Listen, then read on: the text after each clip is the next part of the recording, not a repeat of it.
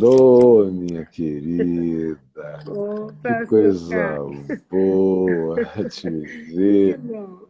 Que bom que estar aqui com o alegria. senhor e todos que Ah, estão nos acompanhando. Estava vendo aqui é, todos os estados, até de fora do Brasil. e vai chegar muito mais gente, ó. Daquela hora para cá já subiu mais de 150. Vão subindo, estão chegando e vem de todos os lugares, se Deus quiser. E que bom te ver. Estou com saudade daquele abraço Sim, presencial, daquele beijo aqui em casa, na nossa sala, ali no sim. seu cantinho particular. Na Quem vem conversa. aqui, eu digo, olha, aqui é a Marina que senta. Obrigada. Eu também estou com saudade, pastor. Mas se Deus quiser, logo, logo a gente vai se encontrar. Se Deus quiser. E como é que você está no meio dessa correria, sentindo saudade do Mateus? Sim. Ai, agora o senhor pegou no ponto fraco. O Mateus é o meu netinho. Está É, com 3 aninhos e meio e eu estou aqui em São Paulo, né, como pré-candidata a deputada federal, e o Matheus é, está, enfim, é longe de mim nesse momento, mas a gente está sempre se comunicando aqui por vídeo, muita aham, saudade, muita eu saudade. imagino. Eu também, eu tenho, você sabe, muitos netos e a maioria deles está aqui à minha volta, mas tem alguns no Rio. E esses dias eu senti uma saudade muito especial. Aliás, esse último mês, uma saudade muito grande de um deles, do Heitor, com quem eu não tenho tido a oportunidade de estar com tanta frequência quanto com os outros, e aí dá aquela coisa doída demais. É uma saudade que dói muito. Sim, sim, sim. Dói, dói Eles muito. é o nosso ponto mais doce do coração, né? É verdade. E me diga uma coisa, você já está aí há quanto tempo agora? Ah, eu já estou aqui há já uns muito tempo, mas assim, mais frequentemente no front da campanha, já há uns 3 meses, né? O senhor sabe que eu tenho Uhum. casa aqui da minha sogra, do meu marido, que, enfim, é de Santos, né? A gente é Aham, casada há 34 anos, então a minha vida sempre foi também muito presente aqui em São Paulo. Mas no front da campanha, eu aham. estou aqui há uns 3 meses, no front da pré-campanha, né? Que ainda não é campanha. É, é. E você, outro dia, a gente conversando, eu vi que essa sua candidatura a deputado federal já colocou você numa posição bem forte em relação à intenção de votos. E você está feliz com esse processo, minha querida? Sim, pastor, graças a Deus, é muito gratificante ver a maneira como essa pré-candidatura está sendo, a minha pré-candidatura está sendo acolhida, né, Uhum, pela população de São Paulo e é, com uma, digamos assim, uma militância muito intensa das pessoas, entendendo a gravidade do momento, a necessidade de ter uma bancada é. forte, comprometida com a defesa do meio ambiente, a proteção das florestas, dos povos Uhum, indígenas, do desenvolvimento sustentável, do combate às uhum, desigualdades sociais, que estão é, enormes. Então, tem sido uma é. acolhida muito grande, graças a Deus. Houve um momento em que foi aventada uma sondagem pelo Haddad, que eu estou apoiando É, para governador, aham, mas eu tive o entendimento que, nesse momento, a política ambiental está na UTI e que era importante aham, manter a candidatura para a Câmara dos Deputados para defender isso. aí as agendas da sustentabilidade, mas eu estou apoiando, estou ajudando no Aham, programa, enfim, estamos que bom, juntos. que bom. Eu fico muito feliz que você tenha tomado essa decisão, porque, conquanto fosse extremamente importante ter uma pessoa com a sua consciência e capacidade e competências na vice-governadoria em São Paulo, mas as questões de âmbito nacional vão poder ser tangidas por você aqui em Brasília, e o que amplia o seu espectro, no sentido de que eu concordo de que, de fato, o meio ambiente está respirando o CPR, ou então está entubado, né? Sim. A coisa tá complicada, e a ação que você pode ter aqui na Casa Legislativa e os diálogos cotidianos e as interferências e a presença propositiva vai ser muito mais intensa. E não só o meio ambiente, mas os indígenas e Sim. uma quantidade enorme de outros temas que vão se entrelaçando de modo que não dá para separar tanto uma coisa da outra. Uhum. E mexe também com segurança na floresta, com mobilização de segurança contra minerações predatórias e perversas, uma quantidade enorme de coisas que as suas mãos podem tocar. Mas quando eu vim andando ali do quarto para cá, e a Adriana te mandou um grande beijo, a Diga que Bruna, que chegou de viagem hoje também, disse, dá um beijo nela. Depois falou, não precisa dar não, que é para não ocupar espaço tão importante, mas para o outro meu beijo, coração, Adriana. Muita um beijo. saudade de você também. E aí eu vinha andando para cá e pensando, quando foi, houve algum dia, alguma epifania lá no Acre, em algum momento em que os teus olhos se abriram, assim como eu já vi algumas pessoas me dizerem. Uma irmã minha, que se tornou muito envolvida com o meio ambiente e viajando pelo mundo inteiro falando do assunto, se tornou uma especialista, e ela disse que chegou um dia em que ela teve uma epifania, porque ela foi criada lá tanto quanto eu. Uhum. Eu achava a natureza completamente fascinante a minha vida inteira, tudo. Mas ela meio que passava batida. Aí, de repente, eu voltei lá e aí encontrei em estado de contemplação epifânica. Aconteceu alguma coisa assim contigo ou foi crescendo na tua natureza porque já estava lá? Olha, eu acho que tem essa coisa também da natureza que já estava lá, como muita gente sabe. Vi até alguém que disse que leu sobre a minha biografia, obrigada. Uhum. Já estava lá, por uma vida de quem conviveu com a floresta, com os igarapés, com as árvores, com os bichos, com os frutos da mata. Eu, desde criança, sempre fui muito ligada em tudo isso, mas teve um momento que teve um despertar político, que foi quando eu tinha 17 anos, e eu participei de uma reunião com o Chico Mendes e o Clodovis Boff, o Frei Clodovis Boff, em que ele estava falando da teologia da libertação através do Sermão da Montanha, e ali eu vi o quanto significava ter uma vida de fé comprometida, engajada na defesa dos seringueiros e dos indígenas que estavam sendo injustiçados, da floresta que estava sendo destruída. Isso me tocou profundamente para esse despertamento político. E quando eu era criança, eu tive uma experiência muito forte, que foi, uma vez eu estava indo para o Igarapé, como a gente chama na Amazônia, o senhor sabe, né? Buscar água para minha mãe, e levando ali as minhas combucas, né? As minhas coités para trazer cheias de água. E eu passei por uma árvore, que é um cedro, o cedro da Amazônia, que meu pai havia sangrado ele para poder colher esse cedro e fazer mesa, cama, que a minha mãe queria fazer umas mesas, uns tamboretes, e, enfim. E só que o cedro ele tem muita seiva, e é uma seiva vermelha que parece sangue, e você não consegue derrubá-lo se você não fizer primeiro a desidratação dessa seiva.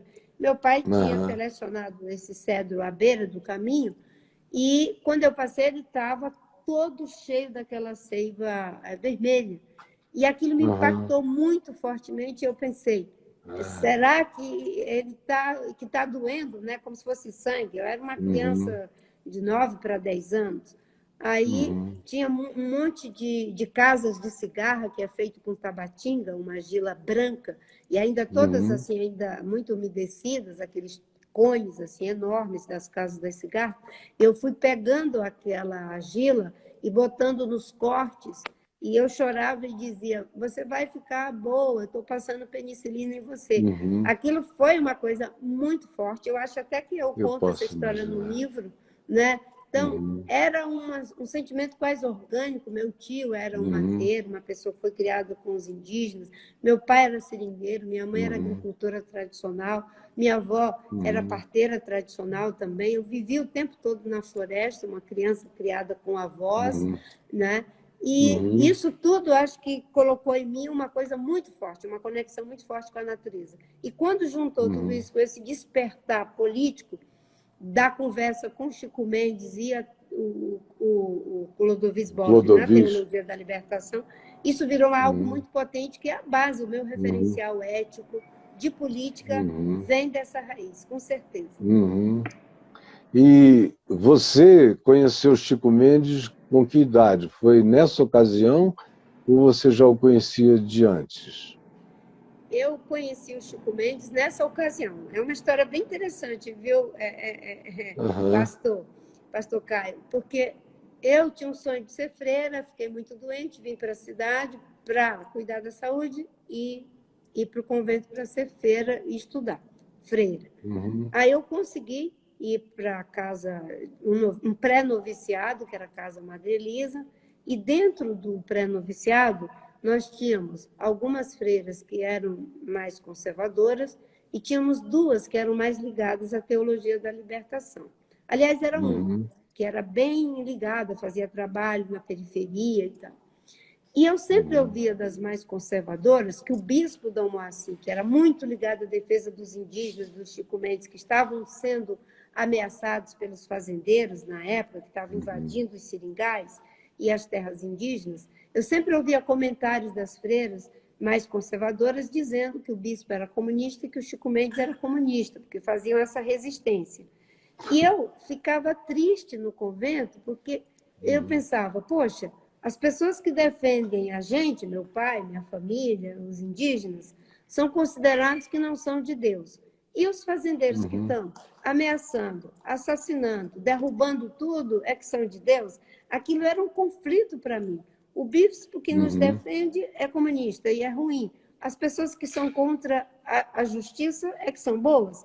Aí, até que um Uhum. belo dia, eu estou na missa e vejo na porta da sacristia uma cartolina escrito com, enfim, uma caneta esferográfica, curso de formação sindical com a participação de Chico Mendes e Clodovis Boff.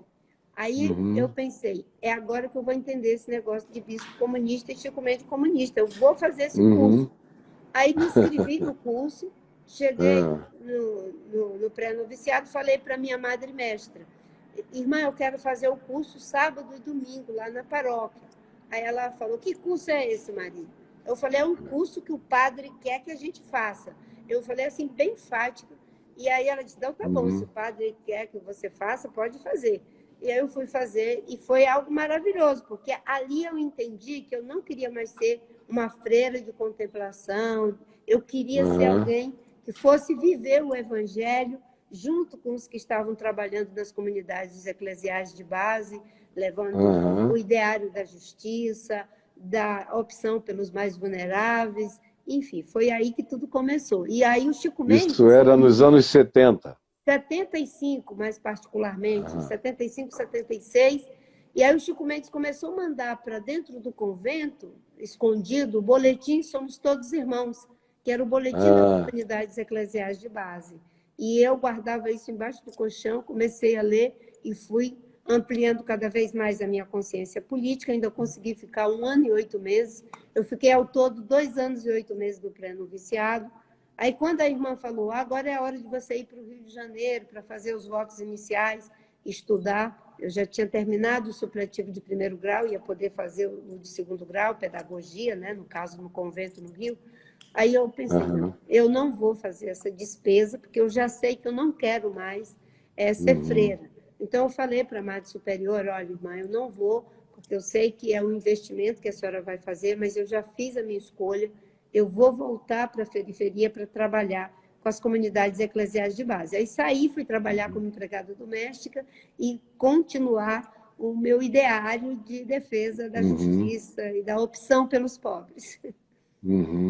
O interessante é que você vem dando sempre saltos de natureza quântica em relação a onde você estava, e o deslocamento que você faz é sempre de uma natureza completamente nova. Como, por exemplo, você se tornou uma cristã que passou por dentro das comunidades eclesiais de base, quis ser freira e foi batizada, afinal, depois de muito tempo, numa igreja pentecostal da Assembleia de Deus, em Brasília.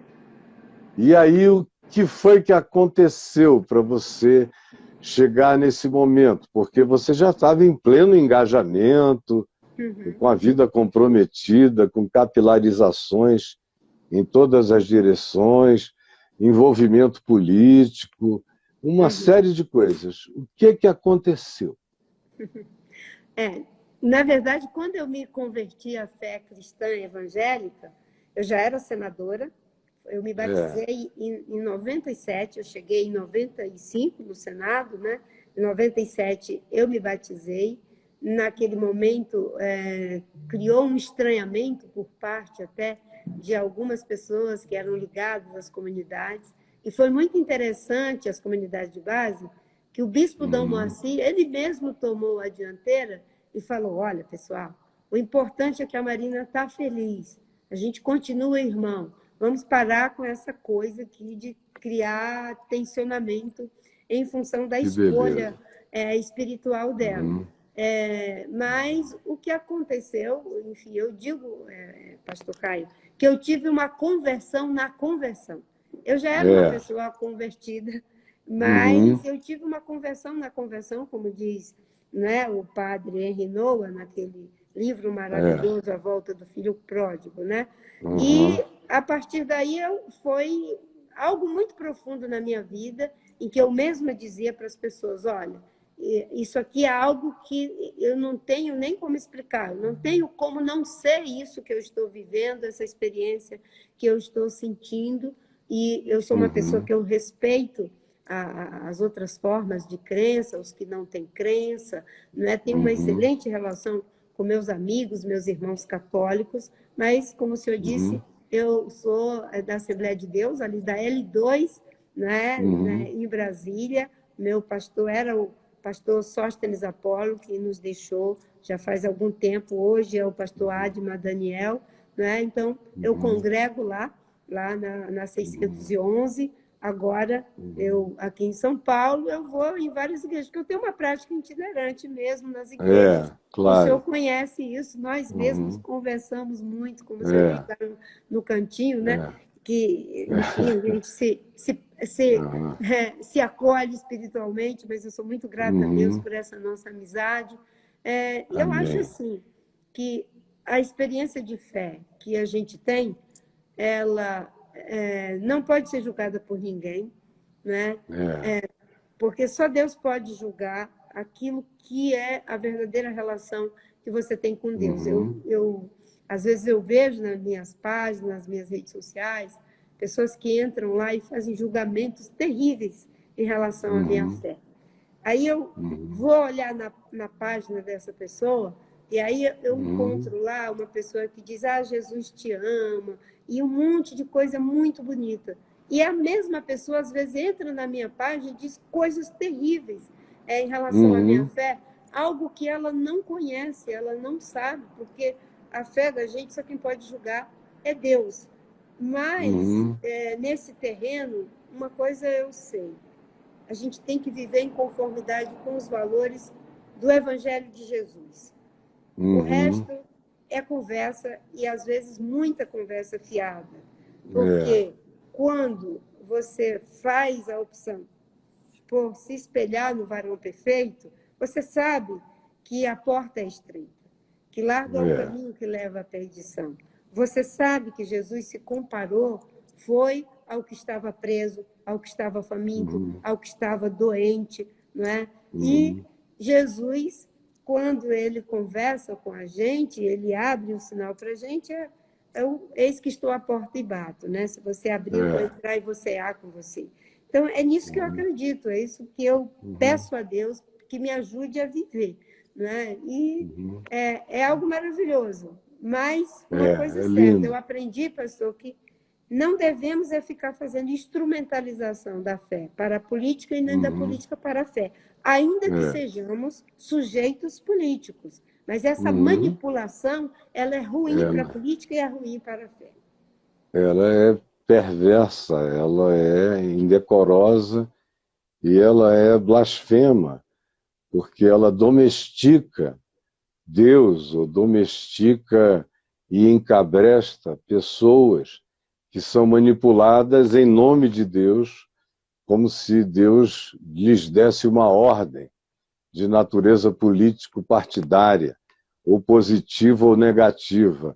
Positiva para um lado, negativa em relação a outros, e aí vão endiabrando e demonizando os adversários, santificando e messianizando os da preferência. Aí, meu Deus, a gente entra num estado de loucura absoluta, que é o que a gente assiste agora. O povo que está de fora olha e não entende nada. Como é que esse pessoal consegue dizer que é de Jesus e fazer escolhas tão anti-evangelho, tão anticristo, tão anti-amor, tão contra as causas de Jesus, que você citou algumas aí, dele se identificar com os que não têm identidade, com os invisíveis da existência. Esse é o critério final do juízo. E as pautas que ele deixa tão claras, dizendo: eu fui enviado para. E aí ele diz o que ele veio fazer.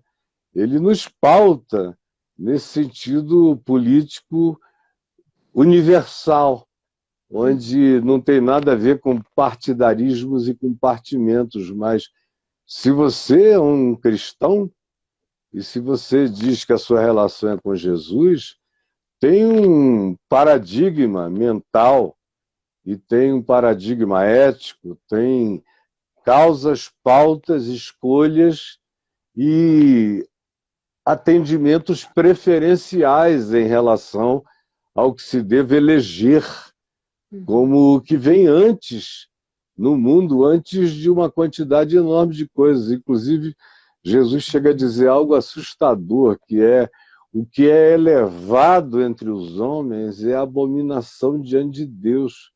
A gente vive num mundo de ordens invertidas o tempo todo, né? E eu já te acompanhei em 3 campanhas políticas presidenciais bem de perto Que é uma e honra para mim. bem de perto assisti o teu sofrimento e também sofri com você o seu sofrimento em 2010, 14, 18. Tive muito prazer em apanhar com você também, intensamente. Em 2018 eu perdi 300 mil seguidores. Meu Deus. Então, aí, e para mim é uma grande alegria fazer isso por causa da melhor escolha que eu podia ter feito. Muito obrigada, E pastor. da melhor escolha, eu lia o Apólogo de Jotão, lá no livro de Juízes, Sim. e que é um apólogo tão interessante, que mostra como o povo teve opções de escolher bem, aquele que seria o líder de Israel.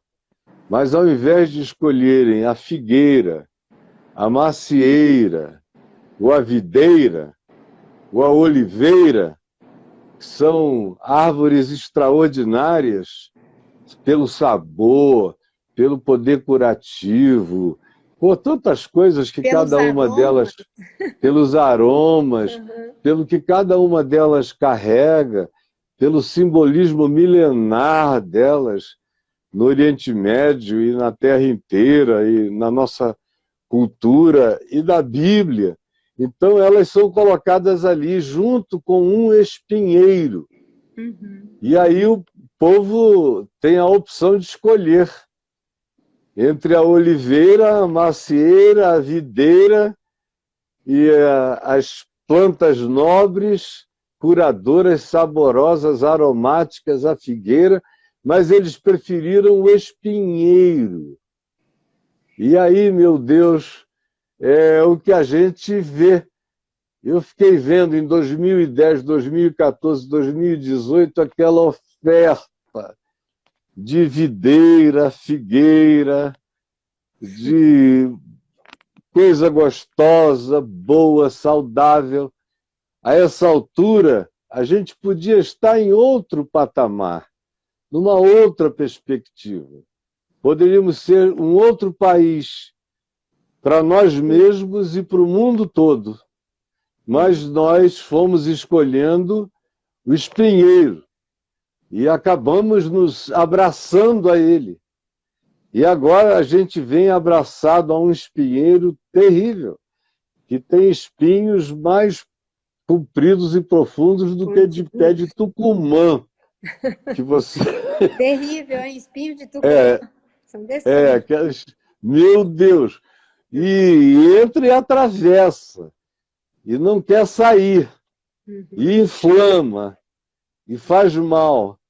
E eu espero em Deus que a gente seja liberto do perigo que experimentamos até aqui, as consequências de milhares de vidas perdidas, de destruição do que tinha sido construído a duras penas, em anos de trabalho, de negociação, chega lá e arrebenta tudo.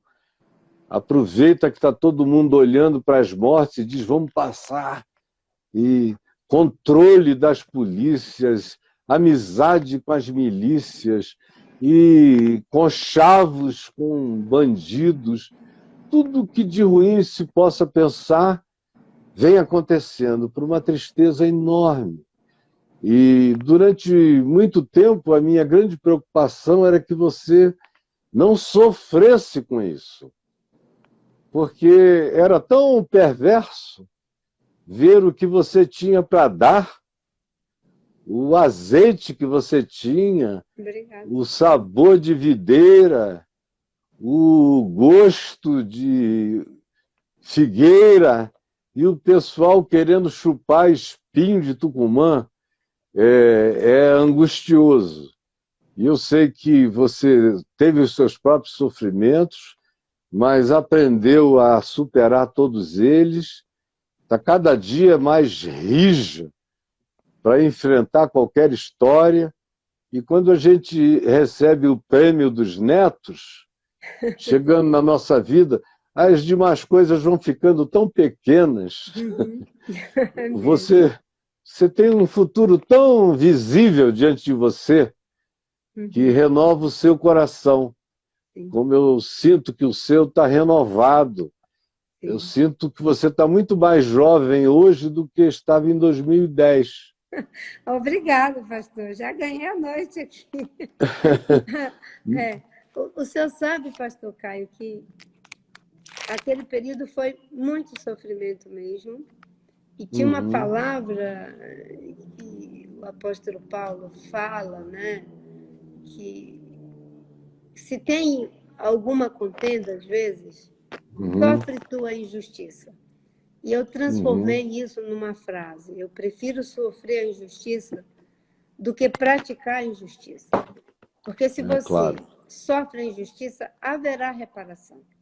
Se você pratica a injustiça, você, em algum momento, você vai se deparar com o custo de justiça que você praticou. Isso me confortava muito. Não vou dizer que não causou tristeza, que não causava dor, mas, graças a Deus, eu me sinto plena, não é? E eu tenho dito hoje no debate político, né, que quando as pessoas querem tratar as coisas, é mágoa disso, mágoa daquilo, eu sempre recoloco as questões, não tem nada a ver com mágoa. Aliás, é uma forma de desqualificar quando uma mulher tem divergência política, leva sempre para o terreno das subjetividades, das emoções e assim por diante. Eu posso ter divergência política, mas na democracia a gente dialoga, a gente conversa. O que não dá para conversar é com quem não está disposto ao diálogo, a quem não reconhece a realidade. Aí fica muito difícil, porque você não está falando do mundo real, está falando de um mundo paralelo. Mas é sempre em cima de ideias e de propostas. E a gente não precisa pensar tudo do mesmo jeito, fazer tudo do mesmo jeito, porque isso é o pensamento de manada. A gente é seres humanos, tem ideias diferentes, mas o mais importante é a gente perceber que existem questões em que podemos ser convergentes, e nessas convergências a gente construir aquilo que é melhor para todos. Eu sempre digo que a agenda ambiental, ela não é uma agenda de esquerda, de direita e de centro. Ela é uma agenda de ser humano. Eu acho até que é na questão ambiental, como disse o pastor Jesse Jackson, que se cumpre aquela profecia de que um dia o cordeiro e o leão e a ovelha, e, enfim, todo mundo, iam ficar na mesma cova, no mesmo lugar, e a serpente e assim por diante. Por quê? Porque é na natureza em que todos nós nos encontramos por igual.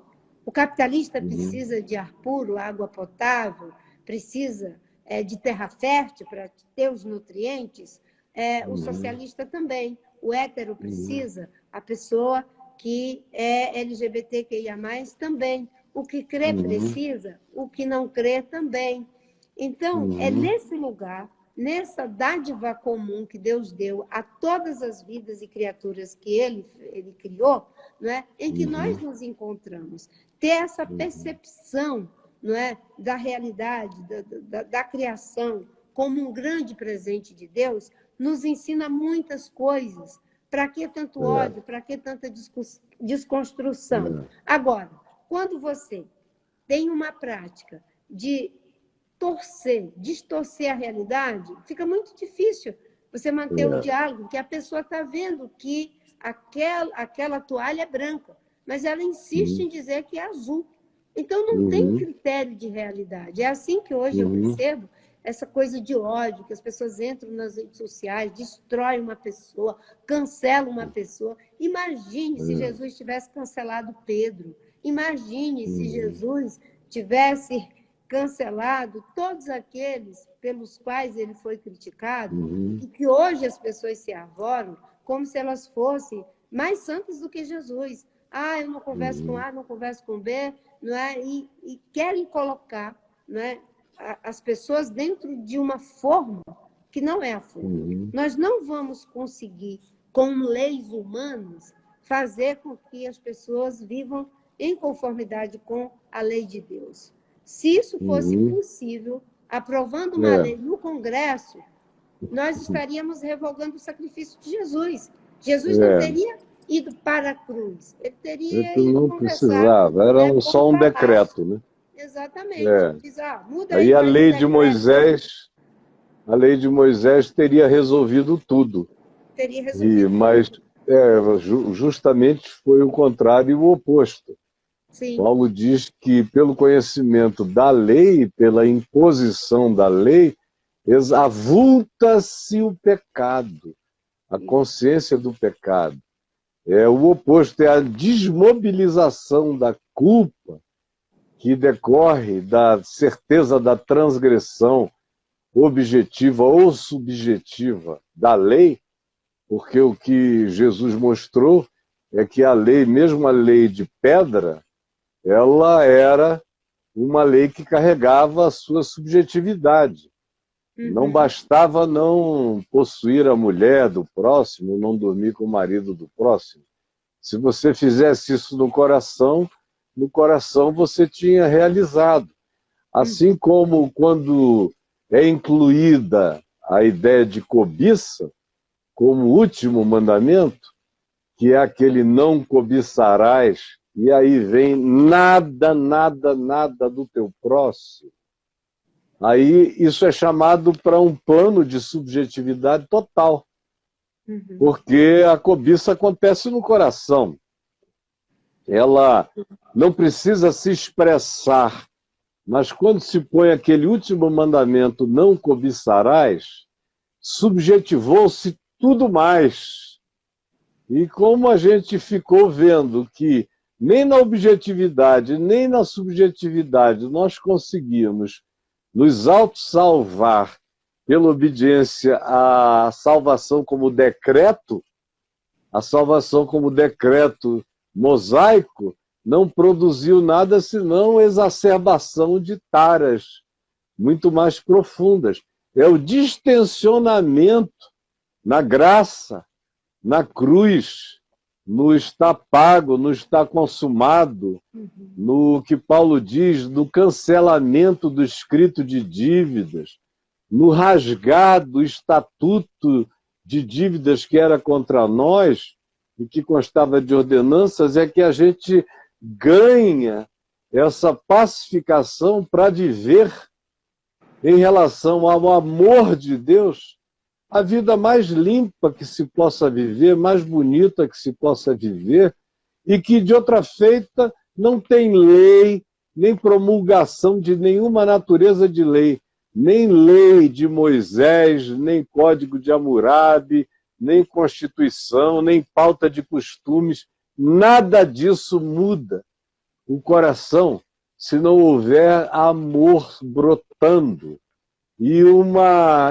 certeza de ser amado, aonde toda individuação é possível diante de Deus, aonde ninguém é mais culpado por causa de quem sincero e verdadeiramente seja, como ser humano, não trazendo maldade nenhuma para nenhum outro, vivendo apenas a sua própria individualidade. Ninguém carrega a culpa diante de Deus por causa disso. Agora, a gente pode carregar uma culpa infernosa por ficar designando as pessoas diferentes da gente ao inferno, ao juízo, ao afastamento de Deus, como a gente vê toda hora acontecendo, e as pessoas não notam que fazer isso coloca você num checklist horrível, no qual eu não quero estar jamais. Assim como você falou que prefere sofrer injustiça do que ser Praticar injustiça. justiçada. O que o Evangelho diz é que a justiça do homem não produz a justiça divina. Uhum. Quando eu vou para dentro querendo fazer justiçamentos exteriores do meu próximo, por qualquer que seja a razão, a pauta ou o pretexto, eu estou me colocando sob o juízo que nenhum de nós deveria colocar a cabeça na reta. Uhum. Então, esse negócio de tentar separar joio do trigo, que Jesus disse, isso não é tarefa para humanos, não é tarefa para o espaço-tempo, não é tarefa para a história. Ninguém sabe quem é quem. Só no dia do fruto final, da ceifa. E aí Uhum. não serão vocês, não serão apóstolos, nem discípulos, nem igreja, serão seres de outra dimensão, serão anjos que Uhum. separarão uns dos outros. Isso não é uma tarefa terrena, mas parece que a maioria tem uma dificuldade enorme de entender e de ter prazer na paz, de viver o Evangelho e deixar os outros viverem sabendo que é o Espírito de Deus que faz o que ele quer fazer. Foi por isso que eu te perguntei como é que foi esse salto que te trouxe daquela instância para essa outra e só te melhorou. Não foi ninguém que foi te pegar pela mão, te catequizar, coisa alguma disso. Foi Deus mesmo numa experiência pessoal com você, te tocando, te sarando, te queimando com aquele fogo espiritual que só quem já provou conhece. É que o teu coração se afornalhou de um amor crescente que já estava lá e você já manifestava esse amor amando o próximo, e amando a criação. Só que agora teve uma outra dimensão que aprofundou um carnegão pessoal, não é? De uma paixão íntima, que, como você disse, não dá nem para explicar e não dá mesmo. Não dá mesmo. Não tem como explicar. Ou a pessoa prova ou não sabe. Eu tenho uma coisa muito interessante que eu fico pensando, a gente estava falando aqui, essa coisa de julgamentos e tal. Eu fiquei pensando agora no livro de Jó, né? Porque quando acontece tudo aquilo com Jó, e eu gosto quando o senhor fala, porque o senhor vai com uma profundidade nos assuntos, nos temas, que é muito, muito bonita. Mas quando Jó vive aquela situação que só nós é que sabemos por que ela estava acontecendo, Jó não sabia o enredo, o que era aquilo que estava acontecendo com ele. Mas os amigos dele vão lá para defender Deus e acusar Jó. E é interessante, né, que eles vão falando muito inflamadamente, acusando Jó e defendendo Deus da forma mais, digamos assim, contundente que eles podiam, cada um deles. E, de repente... E muito bem montadas os argumentos, muito poéticos, arquitetura de pensamento interessante. Se a pessoa não souber, acaba se confundindo. Sim, sim. Mas o interessante é que aqueles inflamados defensores de Deus e inflamados acusadores de Jó, chega um momento em que Deus diz, dá licença, vocês não falaram nada com nada, nada a ver isso tudo que vocês disseram. Quem está certo é meu servo Jó. E eu fico pensando, sempre que eu me coloco numa situação, não é? Como o senhor disse, o final não pertence a nós, esse julgamento, Deus é que vai fazer, né? Mas eu fico pensando o quão será difícil se muitos que se inflamaram em excluir, em julgar, em ferir, né? Que possam estar naquele lugar dos amigos e defensores molestos de Jó. Porque, na verdade, no final, quem teve que orar por eles para que Deus os aceitasse foi Jó. Então, a gente tem que olhar sempre com essa perspectiva, não é? Jamais com a perspectiva daqueles que ferem em nome de Deus, excluem em nome de Deus, até mataram, e mataram muitos, 5 milhões de judeus, e diziam também que era em nome de Deus. Muitos indígenas foram mortos em nome de Deus, mas Deus nunca esteve nisso. Quando os portugueses chegaram aqui, eram 5 milhões de indígenas. 5 milhões, pastor. Hoje são 900 mil. Foram eliminados 1 milhão a cada século. Isso é uma dívida que não tem tamanho. E em nome de uma coisa que as pessoas achavam, que os indígenas não tinham alma. Que eles eram como se fossem objetos. Robôs de carne. Exatamente. Uma visão que Deus jamais acharia que eles não tinham alma, que eles não eram seres humanos. Então, a gente imagina quem fez tudo aquilo com os pretos, com os indígenas, achando que eles não tinham alma, e em nome de Deus, defendendo Deus, e de repente Deus entra no conselho e diz, dá licença. Quem fala agora é o meu servo indígena, é o meu servo que veio da África, é o meu servo que veio Mas é assim mesmo. Eu tenho um livro que eu acho que eu nunca te dei. É um livro chamado Enigma da Graça, sobre o livro de Jó. Olha, Mas eu vou mandar deixar lá na tua casa. eu quero Para muito. quando você passar por aqui, você pegar. E é um livro que eu escrevi no ano 2000, porque eu vim apanhando de 98 para frente, 98, 99. Eu tinha milhares de amigos, né? Todos de Jó. Jó, graças a Deus, só tinha 3 que levaram um quarto, o Eliúde. Então, mas eu tinha milhares e achava que eram amigos, mas eram quase todos amigos de Jó. Então eu apanhei, mas apanhei igual cachorro doido naquele período. A minha avó tinha um ditado que ela dizia igual galinha para largar o choco.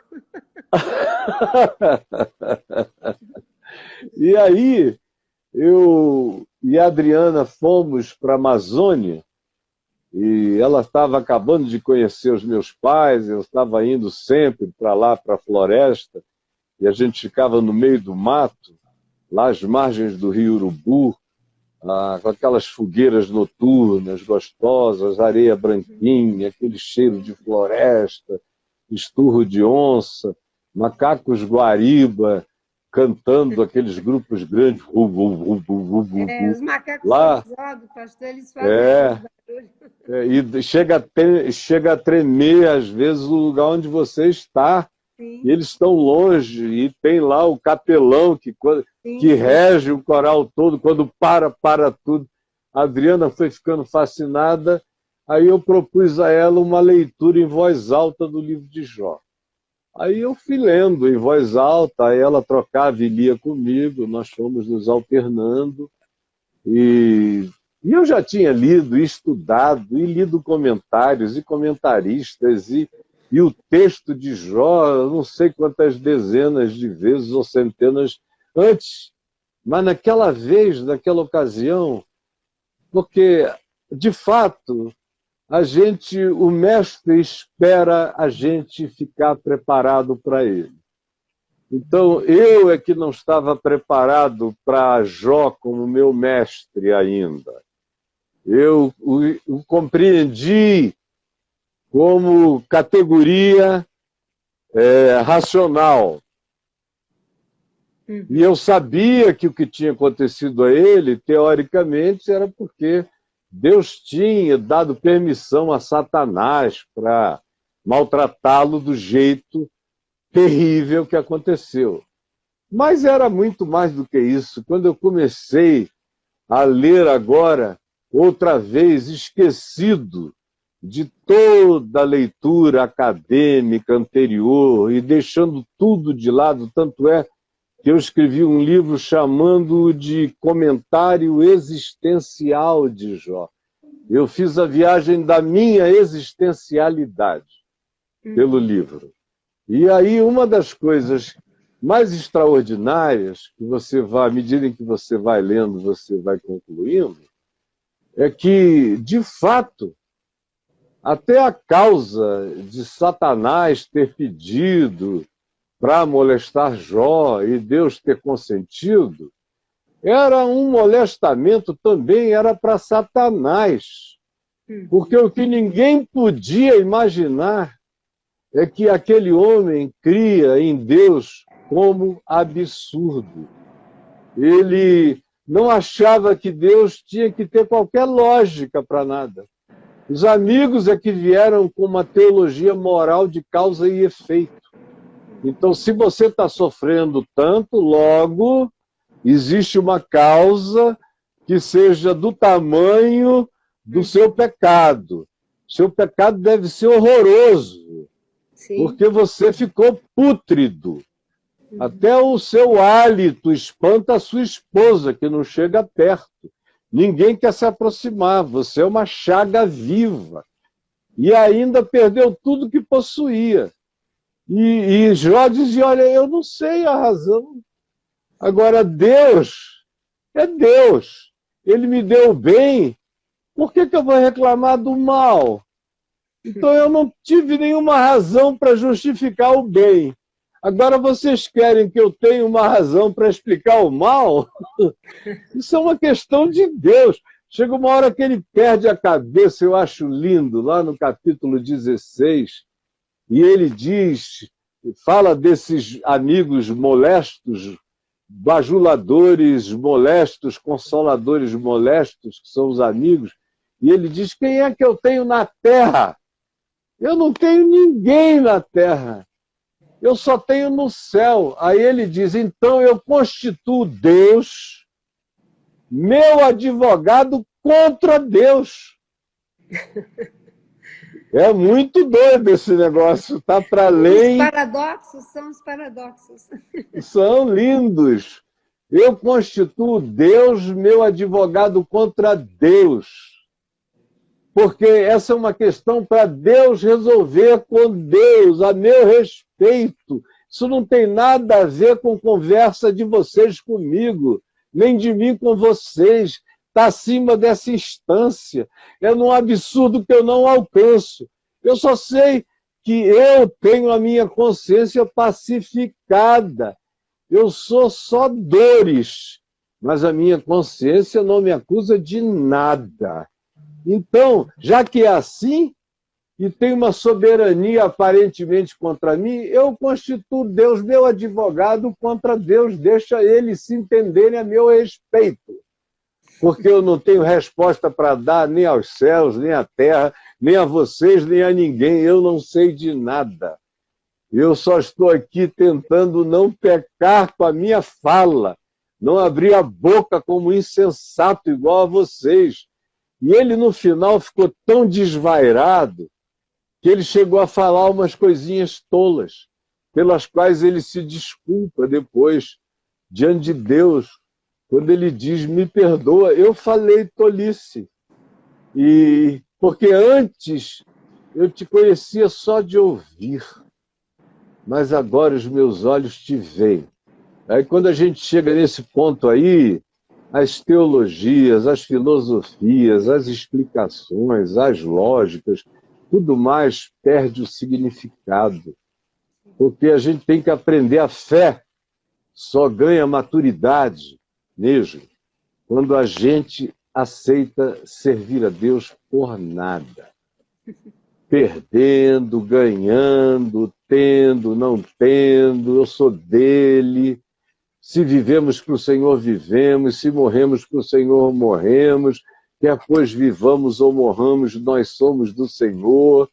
E esse é um trono plantado aqui dentro da gente que ninguém arranca. Agora, é uma pena que nem todo mundo entenda. Porque a alegria que dá de viver assim é extraordinária. Você sabe disso. Como poucas pessoas. O senhor falando aí, né, dessa magnitude, essa profundidade das alturas que a gente nem consegue alcançar. Eu me lembrei, né, de algo que às vezes a gente não pensa muito, a gente fala, acha maravilhoso, né?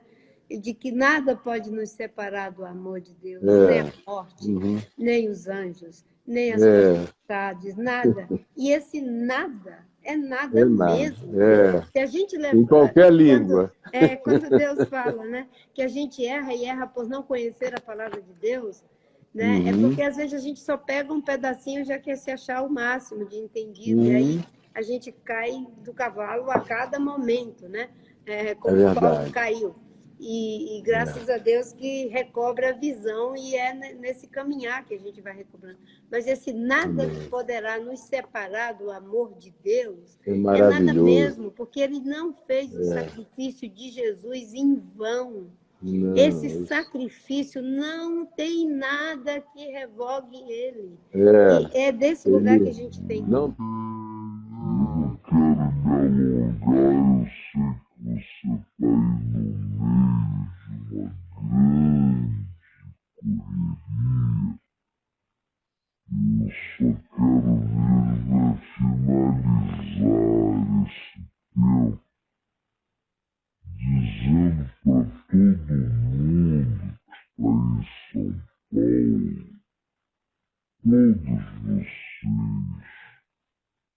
olha só, eu fiz questão de convidar minha amiga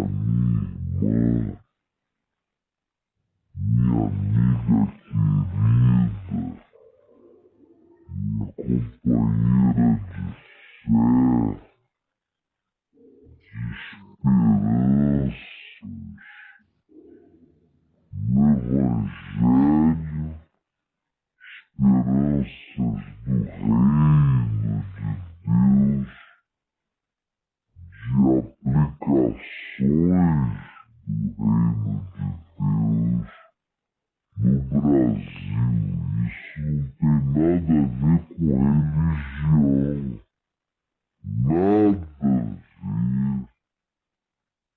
religião.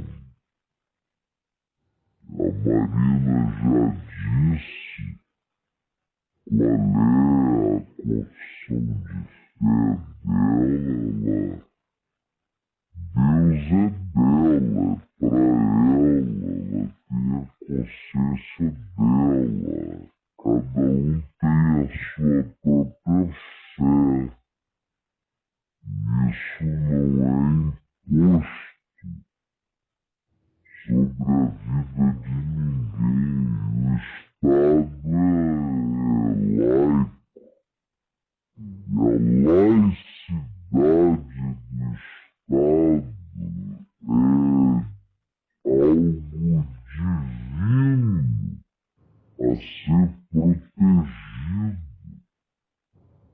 E a laicidade do Estado é algo divino a ser protegido, porque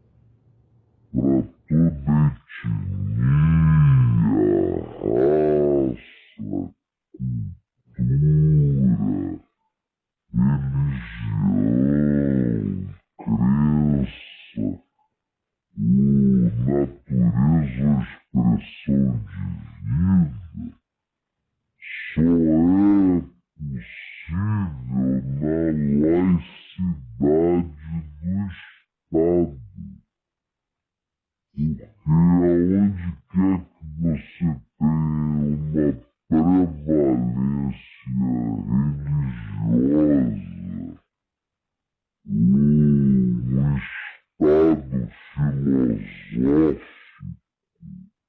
que você tenha uma prevalência religiosa, um estado filosófico, como a União Soviética já foi, era um estado filosoficamente ateu. Ou a gente tem estados que são religiosos e que impõem, são repúblicas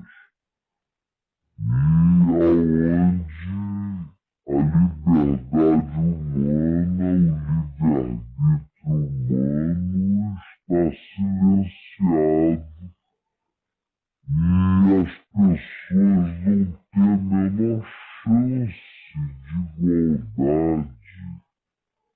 Há um abismo entre homens e mulheres, entre raças, entre etnias, entre credos.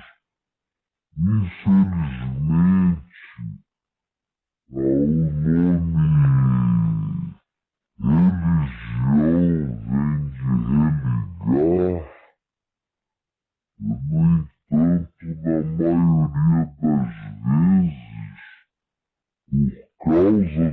fanatismo, por causa do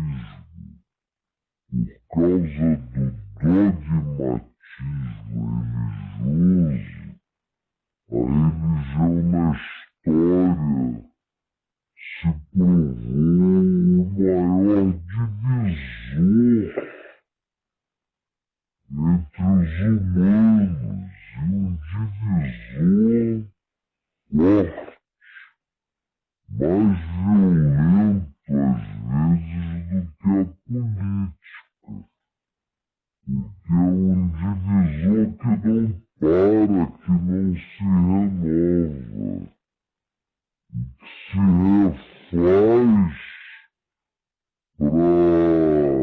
é um divisor que não para, que não se renova, e que se refaz para estabelecer de maneira cada vez mais violentamente fanatizada o credo como condição sine qua non para a relação com o próximo. E aí não tem democracia que sobreviva, não tem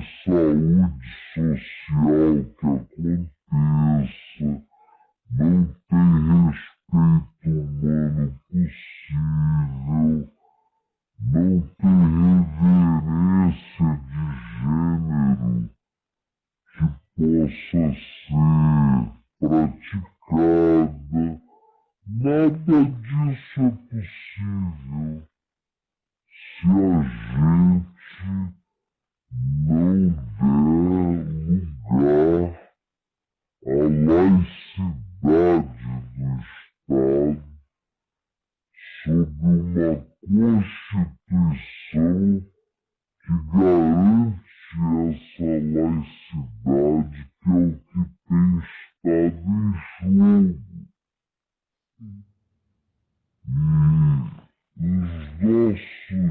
todos os nossos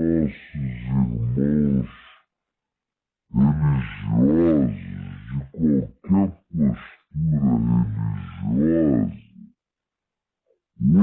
olham para os evangélicos como um grupo ameaçador, porque é o grupo que mais cresce e é um grupo cheio de assertivas asseverações, muita veemência, muita violência verbal, muita violência simbólica por parte de alguns, muita promessa de hegemonia, muita pauta de costumes, muita imposição, muita tentativa de mudar o país por decreto e não por amor, por graça, por conversão, por justiça, por verdade, por nada disso. Então vocês estão vendo o rosto de uma pessoa que é exatamente a encarnação do que eu considero ser o melhor da consciência cristã na política, com expressividade política no nosso país, e hoje se candidatando a deputada federal pelo estado de São Paulo. Eu espero que todos vocês que estão aqui, os muitos que verão depois, façam esse compromisso de dar um presente a São Paulo e um presente ao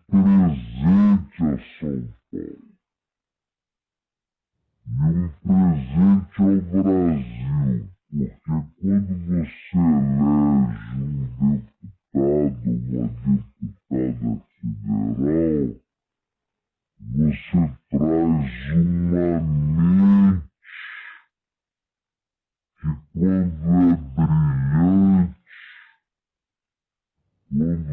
um coração doce, quando é um espírito iluminado por verdade, justiça e graça, você o elege em qualquer estado do Brasil, mas ele vem trazer uma contribuição nacional que acaba se capilarizando para todo